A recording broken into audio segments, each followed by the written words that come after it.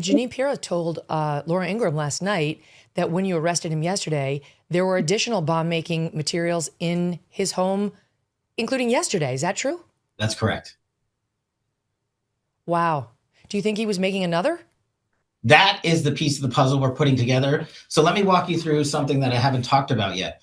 When we go hit this individual's house and his place of work, it's not like we're going to hit the house of a criminal suspect for fraud, or we're going to hit the house of, say, John Bolton. It's very different. We know this individual is making bombs. So we have to send in an entire bomb tech squad team to safeguard the house. That takes hours and hours. And then only once it's cleared safe, do we send in our evidence response teams to go in there. They're there. They're still there. They're still going through it, because that's how long it takes, because we can't put FBI agents in harm's way just to collect evidence. So that's why this search is taking so long, and will continue, in my opinion, probably throughout the weekend and into the coming weeks. And we're going to start talking to his family members and associates and putting those people probably, in my opinion, in grand juries. But that is a decision up to the Department of Justice, and we'll work with them to make sure we get every single witness they need in the box. What was his reaction when he was arrested? I can't really characterize that, because that's going to be presented ultimately in court. We have it documented, and it's a piece of the evidentiary chain, and we want that to be presented without tarnishing our judicial record. So we're working closely with Jeanine Pirro and the Attorney General to make sure that information is tightly held till we submit it publicly in court. Let me ask you this. Now, having had 24 hours to process this since, post-arrest, is there any doubt in your mind you have the right man? We've got the right guy, based on the totality of information and other information we haven't publicly released yet that we just can't right now. I know the public wants to know everything right away, but I want to remind the American public how this FBI operates. Yes, we are the most transparent FBI in history. We have provided 40,000 pages of documents to Congress versus Wray, who provided 13,000 in 7 years, and Comey, who provided 3,000 in 3.5 years.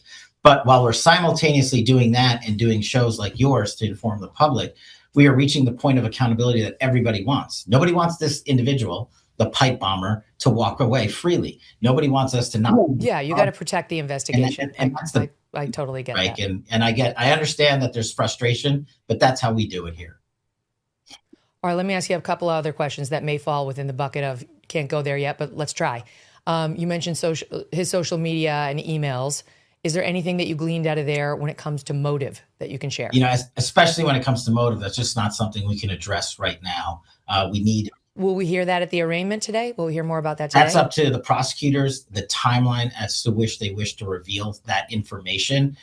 They are the ones who have to present the case to the judge and the jury, so they'll make those calls. We at the FBI will make sure they have the totality of that information to use at their disposal when they decide to. Do you believe, as of this hour, that he acted alone? We're still looking at a lot of information.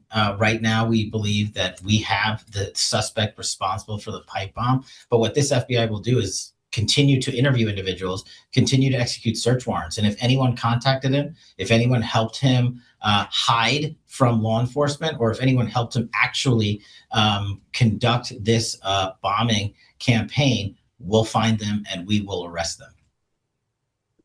NBC News reporting this morning that the man charged, this man, Brian Cole, told the FBI he believed conspiracy theories about the 2020 election, citing 2 people familiar with the matter. Can you comment on that? No, I'm not going to comment on anonymous sources, and especially not comment on anything he did or didn't say pursuant to a law enforcement interview. They're basically trying to suggest that he was somebody who believed the election was stolen from Trump. Do you have any idea of political ideology of this guy? All of that is currently being examined. Literally, we just got to the individual yesterday morning, and we've been working with him and our prosecutors to sit down and make sure, while we interrogate him and if he is cooperating, we are able to constitutionally obtain information that we can later use in court. So information like that will be made public through the prosecution. Okay. And also, I got to ask, any connection to Antifa, to BLM, or to law enforcement? All of those things are being investigated. Okay. Let's keep going, because there's a lot. You mentioned that you think it was intentional that the Chris Wray FBI did not get to the bottom of this. Why? Because, in my experience covering government, 99% of the time, the safe bet is on incompetence. But what was it about this guy that would make them not want to hunt him down? Or are you suggesting it's not that they knew it was this guy and weren't interested, they just weren't interested in general? I think it was a leadership decision. Look, we came in and wiped out the leadership that weaponized the FBI. We put in new field leaders across the country. We sent 1,000 agents into the field across America to literally hit the streets and do the investigative work it takes to bring individuals like this to justice. That was a huge tectonic shift in the mindset of how this place was institutionalized by Washington, D.C. and prior leadership. And as I said at the beginning of the interview, we made the decision to go in and re-examine the lines of evidence that they had in the cell phone data and the tower dumps. Why the prior administration didn't use the technical capabilities that were present, I don't know, other than to say they intentionally decided not to do it, and or they were satisfied that this individual who is captured on CCTV putting pipe bombs at the RNC and DNC at the United States Capitol, the prior administration was satisfied with, we're just running out of road, so we're going to move on to Arctic frost and continue the Russiagate weaponization.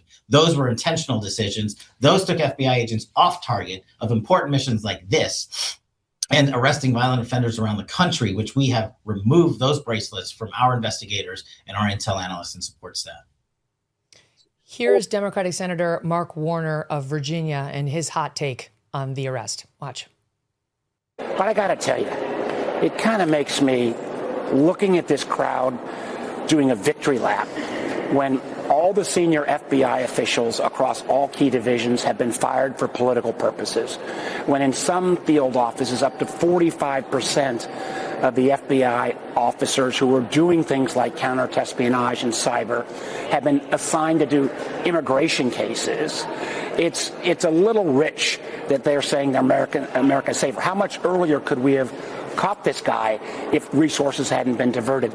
And I hope it would also remind folks that on January 6th, I was here at the Capitol on January 6th. It was an ugly, awful day.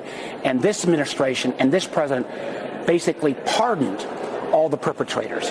It's that kind of picking and choosing of facts from this crowd that makes me a little bit crazy.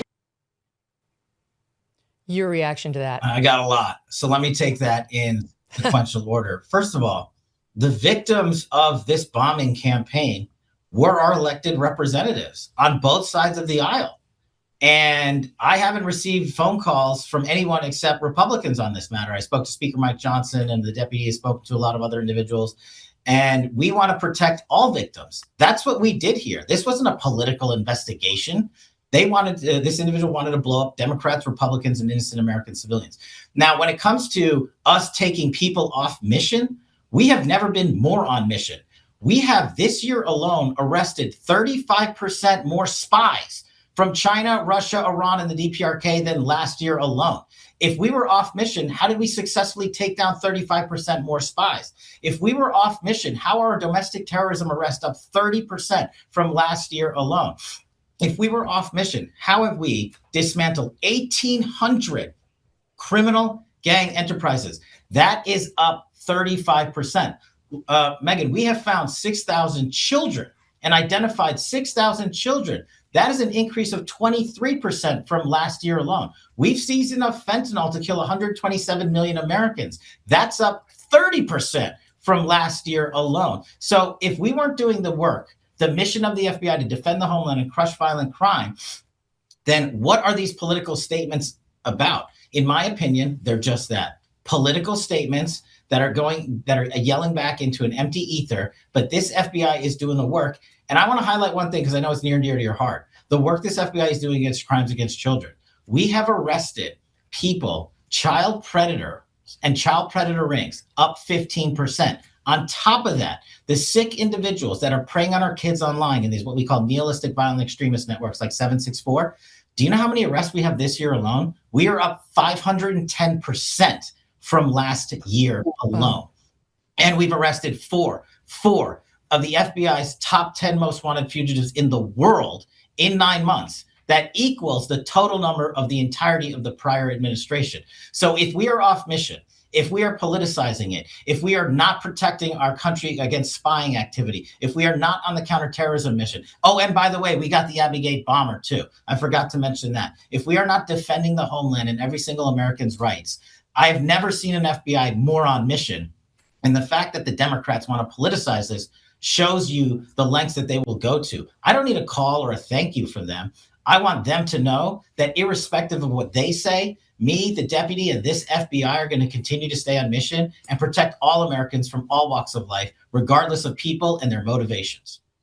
Ever read the label on a typical bag of chips? It's often a science experiment of seed oils, MSG, artificial dyes, and mystery ingredients.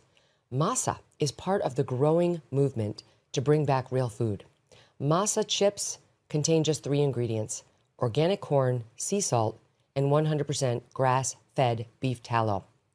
Not only do these chips avoid the bad stuff, they also taste delicious too. Snacking on Masa chips is nothing like eating regular chips. With Masa, you feel satisfied, light, and energetic with no crash and no bloat. And if you love Masa, then you will love Vandy Crisps. Vandy, which is Masa's sister company, makes the most delicious 3-ingredient potato chips too. Ready to give Masa or Vandy a try?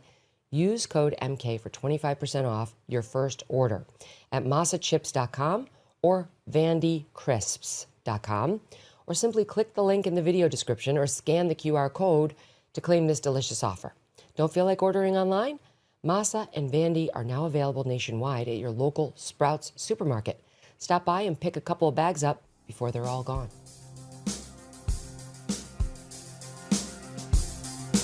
Thanks so much for watching. If you like what you just saw, hit the subscribe button for more clips and full episodes.